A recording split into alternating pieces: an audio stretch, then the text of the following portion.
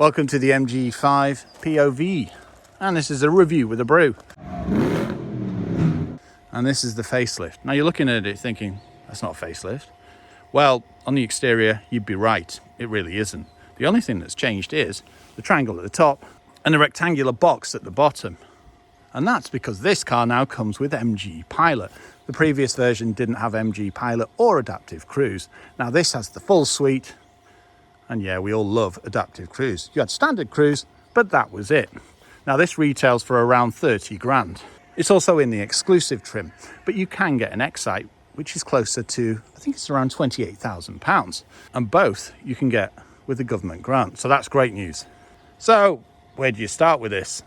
It's got what you'd call conventional looks, but not everybody wants a radical electrical car. And the other thing is, it doesn't really follow MG's design language, but that makes sense because it's actually a Roe. But as far as estate cars go, it's not bad looking. It looks, should we say, German? So the other big change about this car is it's now long range. So it's got an extra 35 miles, so you now have a 250 mile range. The interesting thing is it still has the same electric motor. So I think that's 156 kilowatts and around 260 newton meters of torque. But to be honest, that's not where this vehicle suffered. Not 60 and 7.3, but up to 30, I dread to think. It seems pretty damn rapid. As I mentioned, conventional looks. No plastic arches, and just some, decent looking alloys. Decent profile tyre, and on the road, it's comfortable. And because it's got so much weight behind it, it stays stuck to the road like glue. We've got keyless entry, and looking inside, yeah, there's hard plastics, but all this is soft, it's comfortable, and it's a decent driving position. It's rather well finished. And what you always need to keep in your mind is this is sub 30 grand with an electric powertrain and a 7-year warranty. What you get for the money is pretty damn good. Yeah, you do get the old infotainment system, so it's not the fastest thing in the world, but it has Apple CarPlay, Android Auto, and satellite navigation. And that's where you set up your MG Pilot. Point of reference, if you've got a blue end on that stalk, that means you've got MG Pilot. It's a nice clear cluster, and you can see on the right hand side, you've got charge, efficiency, and boost. 3 levels of regen, and that's operated with the KERS button here.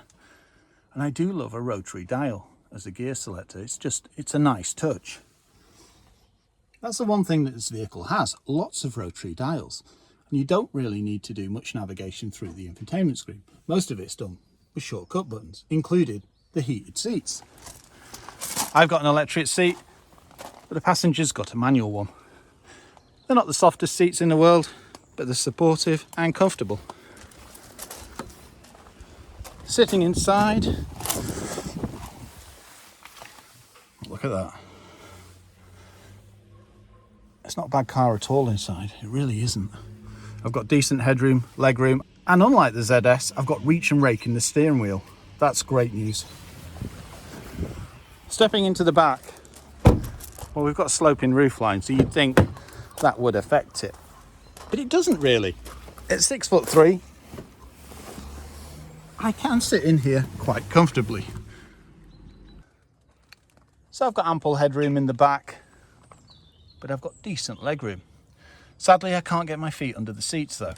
Pull down armrest with 2 cup holders. You've got parking sensors on the rear, but none on the front. And you've got a reversing camera. Decent sized boot. You've got your home charger on the right hand side and some storage area. Lift up the carpet. You can see your inflation kit and some extra storage. And I suppose that's it. It's an impressive car, especially for the money. You've now got your longer range, you've got more safety, and it suits multiple applications. Everything from fishing to model enthusiasts, even pigeon fanciers. And everybody loves an estate car. And when you add an electric powertrain, well, it's a must, isn't it?